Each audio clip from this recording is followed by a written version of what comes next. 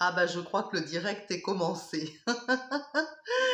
Bonjour tout le monde. Bah écoutez, j'espère que tout le monde va bien, que surtout vous vous portez bien, hein, pour la majorité d'entre vous. On a chaud, on a très chaud pour une fin octobre. Bon, alors écoutez, on va l'accepter. L'univers nous envoie cette chaleur, certainement pour des raisons bien précises dont on peut plus ou moins se douter. Enfin, en tout cas, ça me semble logique, hein, puisqu'on a des pénuries. Donc, après, en tout cas, nous concernant en France, hein, ce n'est pas le cas partout. Là, je m'adresse plutôt à la France, puisque je sais qu'il y a des gens qui regardent la vidéo, enfin les vidéos, la chaîne, et qui sont connectés, enfin qui vivent dans d'autres pays, pardon. Et notamment, j'ai vu le Canada, l'Algérie. Alors là-bas, effectivement, les températures doivent être très différentes. Donc, alors aujourd'hui, je me suis dit, bah, suite à vos rebondissements, à vos petits commentaires, à ce que je reçois, d'ailleurs, je vous en remercie. Je reçois des mails, les gens sont très sympathiques, je suis très touchée par tout ce que je reçois. Il y a beaucoup de gentillesse à mon égard, de compréhension pour les petites bêtises que je peux dire. Tout le monde est super sympa avec moi et apparemment, il y a des gens qui m'apprécient. Donc, c'est vraiment génial. Donc, alors, avec tous les retours que j'ai eus, et aussi parce que j'ai des personnes que je suis régulièrement, j'avais envie de vous reparler un petit peu des flammes jumelles, mais pas que les relations flammes jumelles, on va dire la relation de couple en général, mais c'est vrai que là, je vais plutôt vous parler quand même de tout ce qui se passe au sein du couple, mais c'est vrai que c'est pour vous faire comprendre que la flamme jumelle ne doit pas rentrer dans ce schéma en réalité, hein. Donc, il ne faudra pas confondre relation flamme jumelle avec une relation toxique. Parce que bien souvent, c'est un petit peu le cas. Il y a des gens, parce qu'ils savent qu'effectivement, dans cette relation, on doit travailler, l'âme doit évoluer, etc. On doit apprendre sur soi, on doit travailler sur soi par le biais de l'autre. Et les gens, souvent, se disent, ah oui, alors je suis en train de souffrir dans cette relation, donc c'est normal. Non, la relation flamme jumelle ne doit pas, en tout cas, elle doit faire souffrir pour d'autres raisons. Elle peut faire souffrir quand il y a des ruptures pour d'autres raisons, mais il y a maintes et maintes façons de travailler sur soi sans pour autant se faire du mal. Donc, il ne faut pas confondre la relation flamme jumelle avec la relation toxique. Euh, je ne suis pas la seule, hein, il y a plein de personnes sur YouTube qui vous en parlent. Alors moi, je vais vous donner ma version, qui n'engage que moi, par rapport à, ben, d'une part, mon expérience personnelle, mes acquis, tout ce que j'ai pu apprendre dans la vie, et puis aussi ma guidance, puisque je suis quand même médium. Donc, mais ça n'engage que moi. Encore une fois, à vous de faire votre tri dans ce que je vais dire, parce que vous avez votre libre arbitre. Et très très important, ne jamais, j'insiste là-dessus, ne perdez jamais votre libre arbitre. Faites-vous confiance et ne prenez par-ci, par-là, sur une vidéo ou une autre, ne prenez que ce qui vous intéresse, que ce que vous retenez, ce qui vous semble, on va dire, positif pour vous et intéressant pour vous dans votre histoire de vie. Alors, comment puis-je vous annoncer cela concernant les relations? Eh bien, déjà, une relation saine, elle doit être faite d'écoute. On doit être capable d'écouter les attentes de son partenaire, de respect évidemment, ça c'est la base, le respect. On peut communiquer, on peut se dire des choses, on peut être en colère, on peut être fâché, mais ça doit toujours rester respectueux. Ne pas, alors je sais que parfois dans l'emportement des disputes, etc., on va avoir tendance un petit peu parfois peut-être à dévaloriser l'autre, ou alors à ne plus le respecter pour qui il est. Non, l'autre en face de vous, votre partenaire, c'est un être humain avec ses besoins. Donc, il faut absolument respecter ses besoins, les besoins de l'autre, mais aussi, surtout, vous respectez vous. C'est-à-dire ne pas accepter qu'on vous manque de respect. Ça me paraît, dans une relation, être une base, une valeur très importante. Qu'y a-t-il d'autre? Alors, le dialogue, c'est très important de dialoguer dans un couple. Souvent, les gens pensent qu'ils dialoguent parce que, bon, ils vont parler de ce qui s'est passé au travail, comment s'est passée leur journée, est-ce qu'ils ont bien mangé à la cantine, comment vont les enfants, est-ce que ça s'est bien passé à l'école, enfin, vous voyez, les petites choses du quotidien comme ça, mais ils vont jamais se poser la question, de poser la question à l'autre, est-ce que tu as quelque chose à me dire? Est-ce que dans mon attitude, j'ai fait quelque chose qui t'a blessé? Ou alors, est-ce que je peux me permettre de te dire ce que toi tu as fait qui m'a blessé? C'est ce qu'on appelle une entrée en communication. Dans un couple sain, dans un couple avec un fonctionnement sain, le dialogue, la communication, c'est aussi une des bases du couple. Donc, il faut pouvoir dialoguer et communiquer. Si vous avez en face quelqu'un qui se ferme à la communication, qui refuse de parler, alors ça peut être pour différentes raisons. Peut-être que cette personne n'arrive pas à s'exprimer, ça peut la mettre dans des situations d'angoisse, faut s'exprimer verbalement, ça c'est une possibilité. Dans ces cas-là, vous pouvez tenter de faire des écrits, vous pouvez vous écrire, hein. On a perdu un petit peu l'habitude de s'écrire des petites lettres, mais écrire une petite lettre à son ou sa chérie, ça mange pas de pain, ça fait pas de mal. Voyez, donc vous pouvez communiquer de cette façon-là. Après, si effectivement vous avez des reproches à faire à l'autre, en tout cas des choses qui ne vous correspondent pas et dans lesquelles vous ne vous sentez pas en adéquation avec vous-même, et que vous essayez d'en parler à l'autre et qui se braque, qui se ferme, qui refuse le dialogue, alors dans ces cas-là, c'est toxique. Vous comprenez? On doit pouvoir aussi communiquer. On doit pouvoir communiquer et c'est un échange, c'est-à-dire il ne s'agit pas de faire des reproches, ce n'est pas des reproches, c'est simplement, il faut que vous puissiez ressentir vos besoins réels, vos besoins. Quels sont vos besoins? Ça, je dis souvent aux gens, identifiez déjà vos besoins. De quoi avez-vous besoin? Est-ce que le respect est important pour vous? Est-ce que la communication est importante pour vous? Est-ce que la fidélité est importante pour vous?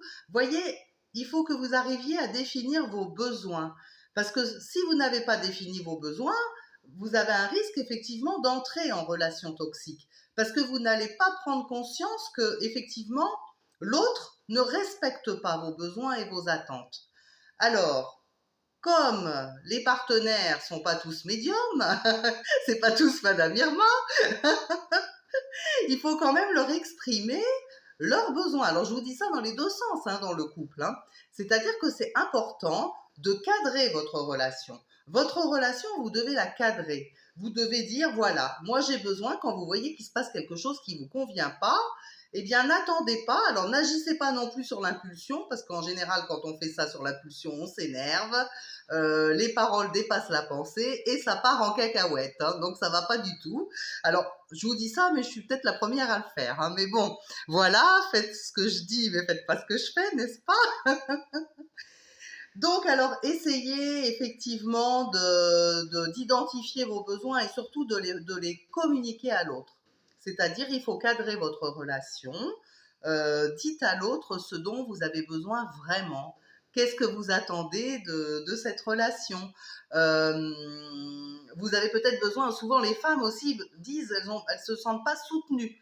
On les aide pas dans le ménage, on les aide pas pour les enfants, elles ont tout sur le dos, ou beaucoup de choses sur le dos, et le mari, pendant ce temps-là, il joue aux jeux vidéo. Enfin, c'est un exemple, hein. Ils sont pas tous comme ça, mais il y en a, il y en a, il y en a.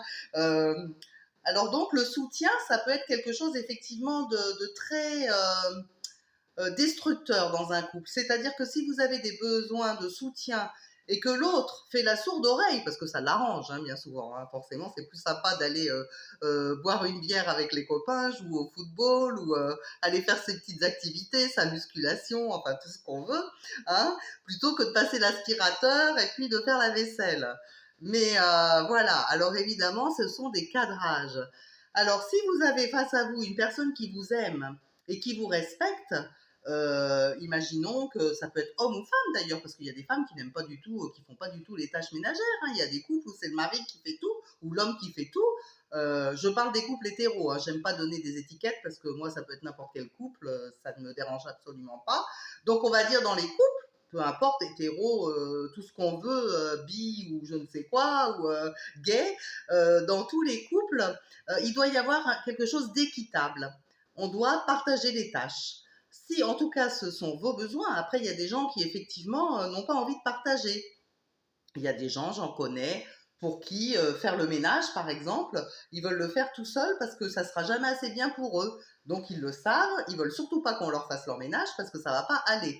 Donc là, c'est différent, hein. Là, c'est pas une personne qui demande du soutien, c'est une personne qui se complaît dans cette situation-là et elle en tire un certain plaisir. Elle est contente que ça brille, qu'on puisse mettre les patins en rentrant à la maison et que ce soit impeccable. Voilà, après, c'est son truc, mais elle n'est pas, si vous voulez, malheureuse, cette personne, puisque de toute façon, c'est son truc de faire le ménage, donc elle n'a pas besoin de soutien. En revanche, j'ai des personnes qui parfois m'exposent un petit peu leur situation et qui sont complètement épuisées, limite burn-out, parce que le conjoint, enfin, ou le compagnon ou la compagne ne prend pas conscience des difficultés dans lesquelles elle se trouve. Donc, alors ça, c'est un manque de communication. Alors, en principe, quand on peut communiquer, quand on peut cadrer son couple, cadrer, je parle de cadrer, hein, c'est un couple, ça se façonne quand même, je pense, hein, oui, ça se travaille, voilà, et c'est un travail de longue haleine et de tous les jours, hein. Donc, il faut vraiment en parler, faut le dire, il faut exprimer ses besoins, encore une fois, sa fatigue, le besoin de partage des tâches. Et là, alors effectivement, il y a plusieurs cas de figure.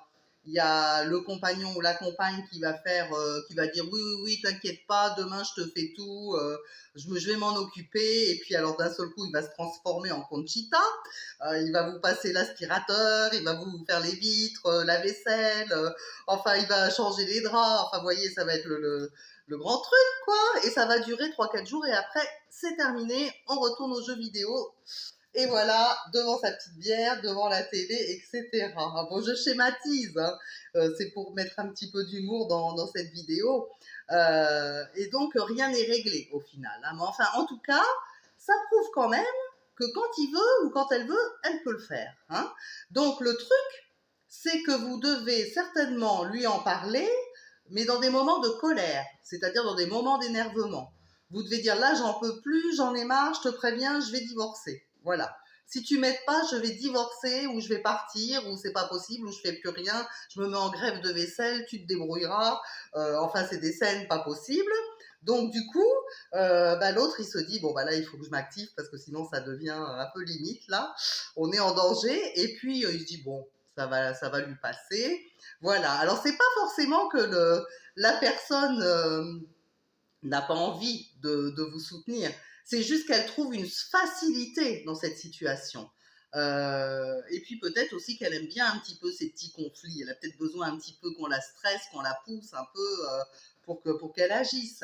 Mais ça n'est jamais durable. Donc, peut-être qu'effectivement, avec une communication, avec un dialogue, en essayant d'en parler posément, je sais pas, moi, faites-vous un petit dîner avec des bougies, essayez de dialoguer avec votre partenaire, dites bon bah voilà, est-ce qu'on pourrait pas s'instaurer un petit planning? Je sais pas, moi le lundi c'est moi qui fais les courses, le mardi c'est toi qui fais la vaisselle, enfin voyez, tout ça ça peut se travailler, essayer de cadrer.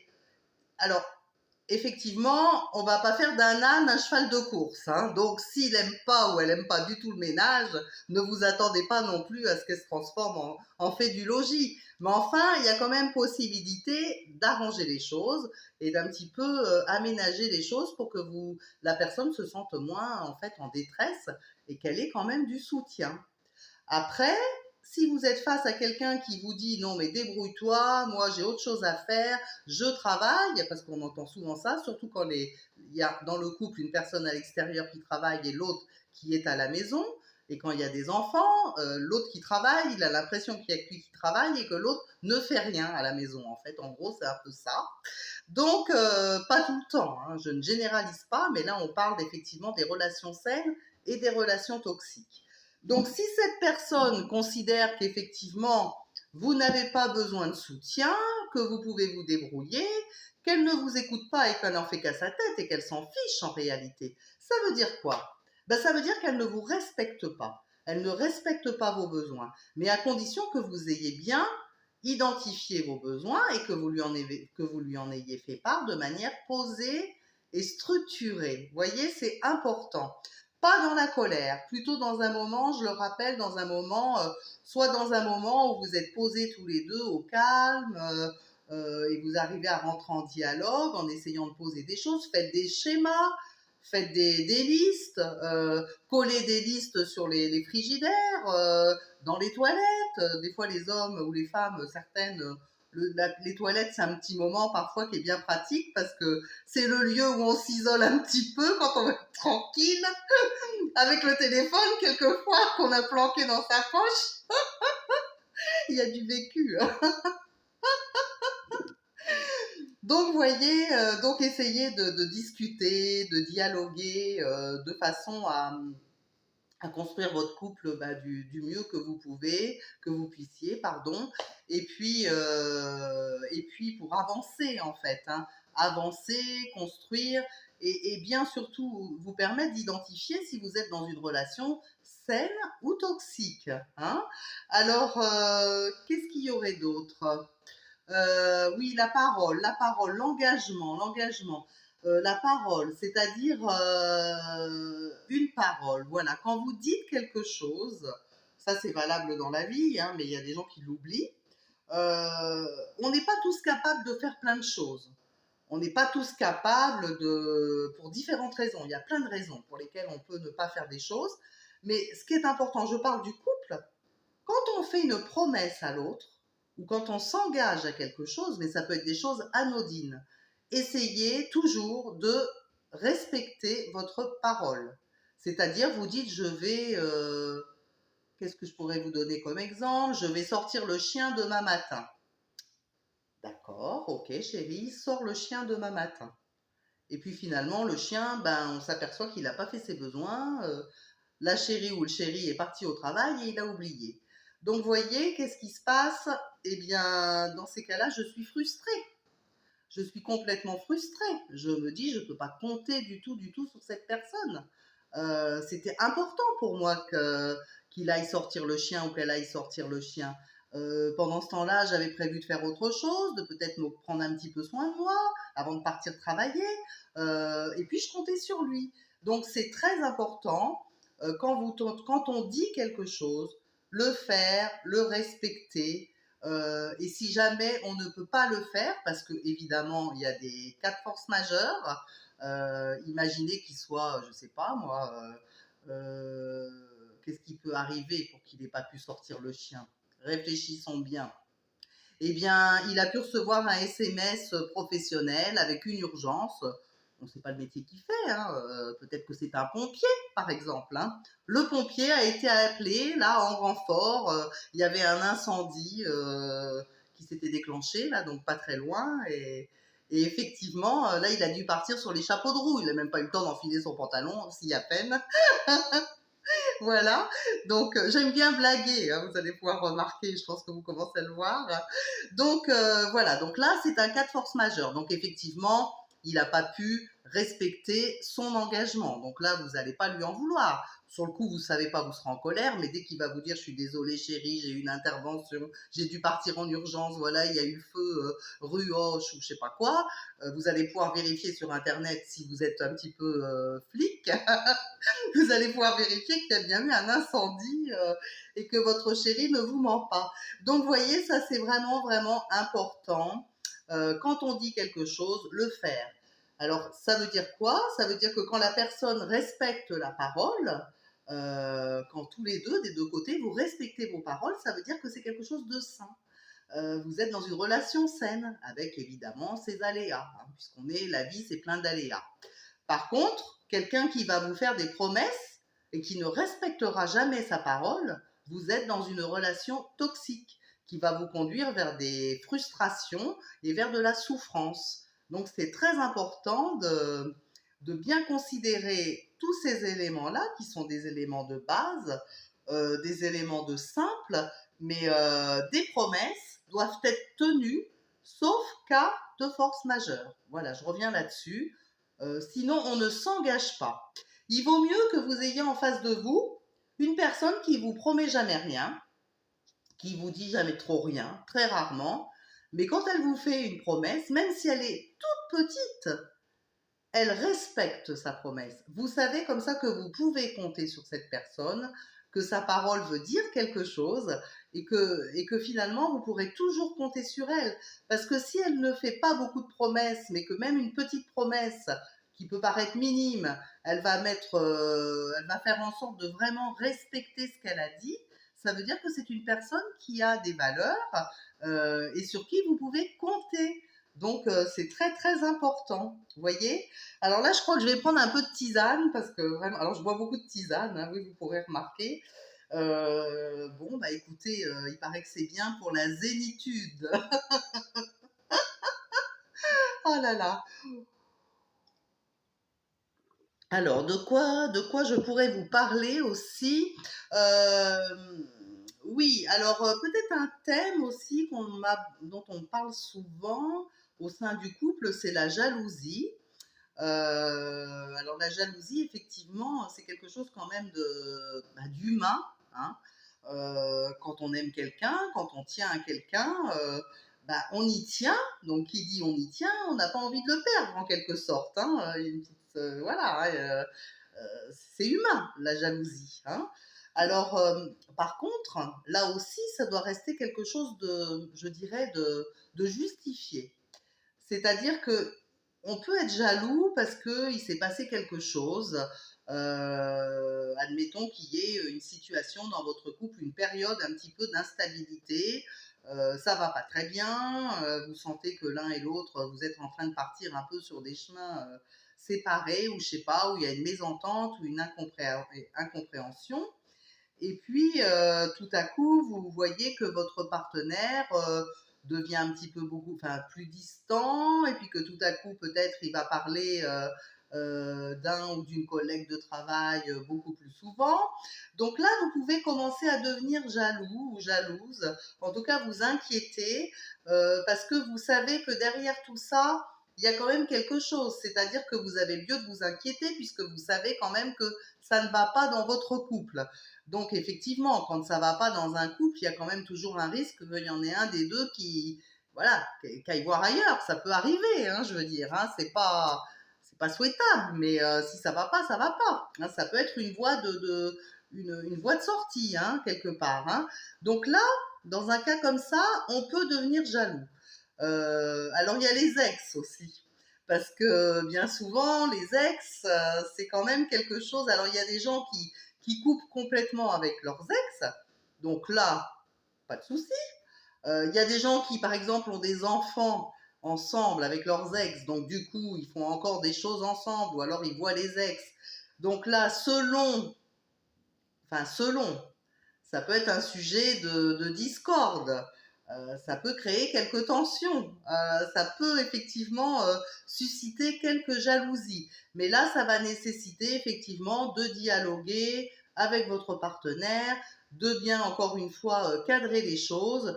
Votre partenaire doit être capable de vous rassurer et de vous expliquer clairement pourquoi il maintient cette relation, et puis il faut que ça réponde à vos besoins. Surtout, c'est ça, avant tout. Est-ce que vous êtes capable de le supporter ou vous ne le supportez pas du tout? Donc après, si vous ne le supportez pas du tout, et si votre ex ne veut pas en tenir compte, eh bien là, il y a peut-être des petits réglages à faire et puis peut-être des questions à se poser carrément, hein. Parce que là, ça peut entraîner à une relation toxique. Ça peut faire quelque chose de toxique, c'est-à-dire que voilà, si deux fois par mois, on va manger avec l'ex au restaurant, ça peut devenir compliqué, vous voyez. Donc tout ça, ça se dose, ça se travaille, ça se discute. Là où c'est pas tolérable, par contre, c'est quand on a affaire à quelqu'un qui est en jalousie excessive, qui vous flique en permanence. Il est derrière vous, et pourquoi tu arrives en retard, et qu'est-ce que tu as fait, mais t'étais avec qui, on m'a dit que tu avais rencontré quelqu'un avec qui tu discutais au coin de la rue. Alors je n'exagère pas, ça existe, hein. Il y a vraiment des personnes qui fonctionnent comme ça. Donc c'est très très ennuyeux et très grave surtout.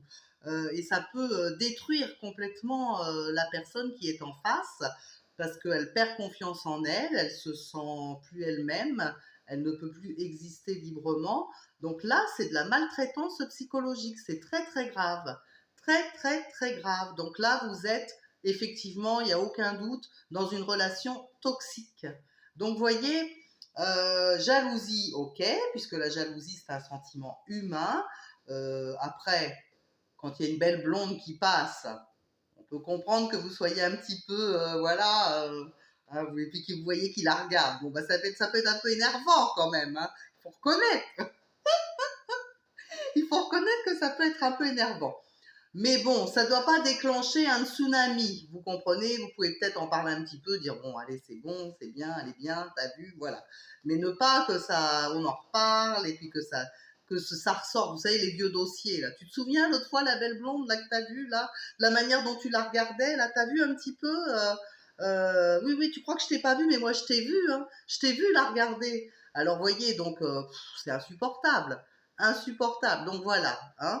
Donc ça, c'est vraiment important de ne pas tomber dans ce type de jalousie. Et si vous êtes dans une relation où vous avez un partenaire qui effectivement est dans ce type de jalousie, c'est quelqu'un qui a besoin de se soigner, qui ne s'en sortira pas tout seul. C'est certainement afférent à sa vie passée, à son enfance peut-être. Il a des problématiques qui ne sont pas réglées. Et quelque part, vous êtes un petit peu le bouc émissaire, c'est-à-dire qu'il va venir s'en prendre à vous sans arrêt parce qu'il n'arrive pas à gérer ses conflits internes, donc c'est vous qui allez prendre pour tout ce qu'il a pu subir avant, ou même une ex ou un ex volage ou quelque chose comme ça, mais on n'a pas à subir ça, hein. Donc c'est vraiment vraiment important d'en prendre conscience. Que puis-je vous dire d'autre? Qu'est-ce qu'il y aurait d'autre? Je réfléchis. Je crois que je vous ai dit pas mal de choses, hein, me semble-t-il, hein, entre la relation saine et la relation toxique. Alors, pour en revenir, là, j'ai rien d'autre qui me vient. Je crois qu'on a fait. J'ai dû vous parler des grandes lignes. Après, il y a un tas de choses, évidemment, mais là, je vous ai parlé des grandes lignes. Alors, pour en revenir aux flammes jumelles. Euh, une flamme jumelle doit, puisqu'elle est le miroir, en quelque sorte, de notre âme, c'est-à-dire qu'elle est là pour nous refléter nos qualités et nos défauts. Alors, ça doit nous faire travailler sur nos peurs, travailler sur ce qui n'est pas acquis, sur ce qu'on n'a pas encore compris de nous-mêmes. Mais ça peut se faire dans la douceur. Ça peut se faire alors évidemment, quand on travaille sur soi, on peut avoir des moments un petit peu d'interrogation, de tristesse, où on ne se sent pas très bien. Mais ça doit se faire dans la douceur. Ça ne doit pas se faire dans la violence. Et surtout dans le dialogue. Dans le dialogue. Alors, effectivement, on me dit les flammes jumelles, il y a une séparation. Alors la séparation, je suis d'accord, il y a ces fameuses nuits noires de l'âme, enfin il y a beaucoup de choses, on parle de beaucoup de choses concernant les flammes jumelles, mais on n'est jamais sûr quand même que la séparation aura lieu dans cette incarnation. elle a très bien pu avoir lieu dans une incarnation précédente et que cette incarnation-là, ici, soit faite pour vous retrouver, pour se retrouver et s'unir de nouveau. Donc, c'est pas dans la violence qu'on va pouvoir le faire. De toute façon, c'est jamais dans la violence qu'on peut avancer. Ça n'est absolument pas la solution et c'est très toxique et c'est autodestructeur, c'est-à-dire qu'on se détruit soi-même. Hein. Alors, que puis-je vous dire encore? Donc la flamme jumelle, oui, elle est là pour évoluer, pour quelque part évoluer. On est là pour apprendre de soi, en fait, tout simplement. À travers l'autre, on apprend de soi-même. Et l'autre en fait autant. Et ça peut se faire dans la gentillesse et dans la douceur. Alors il peut bien sûr y avoir quelques frictions, parce que des couples sans friction, je pense pas qu'il y en ait beaucoup, hein, ça fait un peu partie du couple. Mais ça doit rester il faut reprendre contact, il faut arriver à en reparler et se poser, reposer les choses à plat et rediscuter. Ça, c'est très important. Dans un couple, il faut toujours arriver à un moment donné à se repositionner ensemble et à reparler des choses à tête reposée, au calme et refaire le point. Voilà. Là, quand on arrive à faire ça, même s'il y a des petites disputes, même s'il se passe des choses où des fois on se fait un peu la tête ou voilà, on est quand même dans une relation saine parce que il y a du dialogue, il y a une avancée, il y a une évolution qui se fait. Vous voyez donc, alors, la flamme jumelle, effectivement, par rapport à l'âme sœur, elle est chaotique parce que quand on travaille sur soi, bah, ça fait mal. Ça fait mal de découvrir qui on est, de découvrir ses failles, de découvrir ses défauts, les défauts qu'on ne veut pas voir, en fait. Donc, ça fait mal à l'ego, ça, vous comprenez, l'ego, il n'est pas bien du tout. Donc, ben, le runner, celui qui fuit, là, maintenant j'ai compris, le runner, il se sauve, parce que du coup, c'est tellement difficile que parfois, il préfère se sauver, vous voyez, c'est plus simple. Donc, c'est ça, en fait, c'est ça, la flamme jumelle. C'est simplement qu'il peut y avoir des ruptures, il peut y avoir pendant des périodes de vie, on peut être séparés, mais c'est encore pour apprendre sur soi à travers d'autres expériences, à travers d'autres rencontres éventuellement. Et après, si on se retrouve, on aura évolué chacun de son côté et on pourra reprendre une relation avec une certaine évolution et toujours en recadrant les choses et en les posant. En tout cas, moi, de ce que je reçois de mes guides, la flamme jumelle, ça n'est pas de la castagne. Hein. J'écoute certaines vidéos où j'entends que bah, ça se castagne dans tous les sens, c'est violent. Non, la violence, je suis désolée, c'est toxique. On ne doit pas être dans une relation violente, ni physique, ni verbale, ni psychologique. La violence, c'est toxique. Donc pour moi, une flamme jumelle, ça n'est pas quelque chose de toxique. C'est pas possible. C'est complètement un non-sens. Ça n'a rien à voir avec la spiritualité dans ce cas. Parce que dans l'au-delà, en tout cas dans ce qu'on nous envoie de là-haut, c'est plutôt de la lumière et de la douceur et de l'apprentissage. Alors évidemment, on apprend par des expériences, mais au sein du couple, je pense pas, je crois qu'il y a assez de guerres comme ça, il y a assez de problèmes ailleurs. Je pense que le couple, c'est plutôt un lieu de réconfort normalement, c'est plutôt un lieu où on est censé se sécuriser, c'est se trouver son cocon, son coquin. Désolée pour le lapsus. J'avais pas, j'avais pas encore dit de bêtises, c'était vraiment. Bon, je sais pas si c'est un lapsus révélateur, mais en tout cas, c'est un super lapsus. Donc, on doit. Oh, je dois bien vous faire rire. Hein. Donc, on doit trouver son cocon, sa sécurité, son épaule. Voilà, ça doit pas être un lieu de guerre. On n'est pas sur un ring. On n'enfile pas les gants de boxe et puis vas-y, je te castagne, un coup à droite, un coup à gauche, un coup de pied. Non, non, non, non, non, non, ça va pas du tout. Donc, effectivement, pour moi, la relation flamme jumelle, c'est une relation d'évolution dans laquelle on apprend sur soi, dans laquelle on apprend à se connaître, et à apprendre, on apprend à fonctionner, à mieux fonctionner, à reconnaître certaines de nos erreurs, à apprendre à changer en fait, à changer mais en mieux, pour s'élever, pour éveiller notre âme, pour effectivement atteindre un jour une position élevée qui nous permettra de ne plus avoir à redescendre dans les incarnations, mais ça je vous réexpliquerai sur une autre vidéo. Euh, un petit peu tout ça, hein, comment ça se passe. Je pense que j'ai beaucoup de demandes là-dessus, donc je vais vous faire une vidéo parce que ça intéresse les gens. Donc voilà, voilà ce que moi j'en dis. Après, encore une fois, je le redis, ça n'engage que moi. Je peux faire des erreurs, je peux me tromper, mais il me semble quand même que sur la toxicité de la relation, j'ai à titre personnel une certaine expérience et je peux me permettre d'en parler. Et c'est pourquoi je vous en parle aussi, parce qu'il y a des choses voilà, qu'il ne faut pas accepter, il ne faut pas tolérer.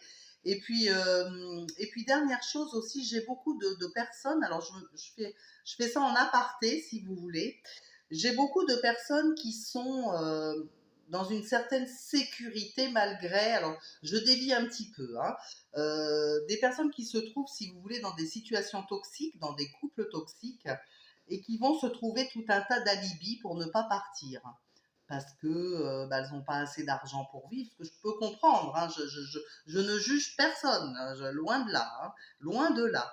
Mais je veux dire, soit elles n'ont pas assez d'argent, soit c'est parce qu'il y a les enfants, soit c'est parce qu'il y a le crédit de la maison, soit c'est parce qu'on s'entend bien avec la belle famille. Enfin, il y a tout un tas de raisons qui font qu'on ne part pas. Et cependant, il y a des gens qui se prennent vraiment des coups sur la tête, hein, et sur le corps, hein, et j'en passe. Enfin, il y a un tas de choses dans les couples, hein. Vous savez, dans les maisons, si on savait tout ce qui se passe, on serait effaré, hein. Derrière les volets, il se passe beaucoup de choses. Donc vraiment, vraiment, vraiment, trouvez en vous cette force, trouvez en vous ce courage de ne pas rester dans la relation toxique. Vous ne pouvez pas changer quelqu'un. On peut améliorer des choses, on peut en discuter, mais l'amour, c'est aimer l'autre tel qu'il est, dans son ensemble. C'est-à-dire qu'il faut que ça corresponde à vos besoins. Si cet autre-là vous maltraite d'une façon ou d'une autre, il ne correspond pas à vos besoins, à moins qu'on soit maso, et très maso. Je pense pas qu'on aime, il y a des gens que j'entends des fois qui me disent elle aime bien recevoir des coups. Non mais c'est du grand n'importe quoi. Ces gens-là ne sont jamais passés par là, ils ne savent pas de quoi ils parlent. Personne n'aime recevoir des coups, ça n'existe pas. Ça n'existe pas. Donc, vous voyez, il faut vraiment remettre les choses à leur place. Simplement, ce sont des peurs. Les personnes sont enfermées, en quelque sorte, dans un schéma de vie. Il y a aussi les apparences. On veut sauver la face, on veut sauver les apparences, on veut donner l'impression que tout va bien à la maison. Vous voyez? Et ça, non, il ne faut pas l'accepter. Tant pis, vous passerez d'une maison à un 3 pièces ou d'un 3 pièces à un studio. Tant pis, c'est pas grave. Si vous n'avez qu'une chambre, bah, vous dormirez dans le salon et vous mettrez votre enfant dans la chambre. Voyez, il y a toujours des solutions. Mais ne restez pas dans la relation toxique, la relation qui vous détruit, parce qu'en fin de compte, c'est vous que vous ne respectez plus. On ne se respecte plus quand on accepte ça. Et ça, c'est souvent de la dépendance affective. C'est-à-dire qu'on a l'impression que sans l'autre, on ne vaudra plus rien ou qu'on ne pourra plus rien faire, parce que dans ces relations toxiques, il y a une emprise qui s'installe, et ça, c'est très important d'en prendre conscience. Donc, ça fait beaucoup de choses. C'est d'autres sujets, je vous en parlerai certainement un jour, mais en tout cas, déjà aujourd'hui, j'ai voulu aborder ce thème-là, parce que effectivement, la flamme jumelle, c'est très tendance, on en parle beaucoup. Euh, et c'est très bien, comme je vous ai dit, il faut des réunions de flammes jumelles et j'ai compris, moi, avec mes guides, que c'est grâce à la technologie qu'on peut en parler, qu'il va y avoir beaucoup de réunions de flammes jumelles et que du coup, l'humanité va évoluer vers le bon. Donc ça, c'est plutôt positif, effectivement. Mais voilà, ne pas rester enfermé dans une relation qui vous oppresse. Une relation, ça doit vraiment être quelque chose de cocooning en fait. Ça doit être un lieu, ce lieu de rencontre de couple, ça doit être un lieu dans lequel vous devez vous sentir en sécurité. Voilà. On a besoin, on a tous besoin en principe d'une sécurité affective. Voilà. Je vais m'arrêter là, j'ai beaucoup parlé, je vois le temps, là j'ai beaucoup parlé. Je sais que quand c'est un peu long, les gens vont pas jusqu'au bout, ça leur paraît trop long. Ils n'ont pas le temps en fait hein, de tout écouter. Après, effectivement, vous pouvez toujours revenir sur la vidéo et réécouter plus tard si vous en avez envie. En tout cas, je vous remercie tous et toutes de tous vos commentaires, des mails que je reçois, de vos encouragements. Alors, si vous voulez m'aider dans l'évolution de cette chaîne et aussi pour me motiver, parce que vous savez, faire des directs, je sors de ma zone de confort, hein. J'ai peut-être pas l'air comme ça, mais avec toutes les bêtises que je dis et mes fous rires, je vous assure que j'ai reçu quelques messages qui étaient un petit peu moins sympas, c'est normal. Hein, ça, quand on s'expose, quand on se montre, automatiquement il y a des retours et pas toujours sympas. Ce n'est pas grave du tout. Alors, ce que je voulais vous dire, c'est que si vous appréciez ce que je vous dis, eh bien, si vous aviez la gentillesse de vous abonner sur ma chaîne en cliquant sur la petite cloche, et puis peut-être de partager ma chaîne à vos amis, pourquoi pas, ça peut intéresser d'autres personnes. Je vous remercie, je vous dis à très très très bientôt et je vous souhaite une très belle soirée. Et prenez soin de vous et de vos partenaires. À très bientôt.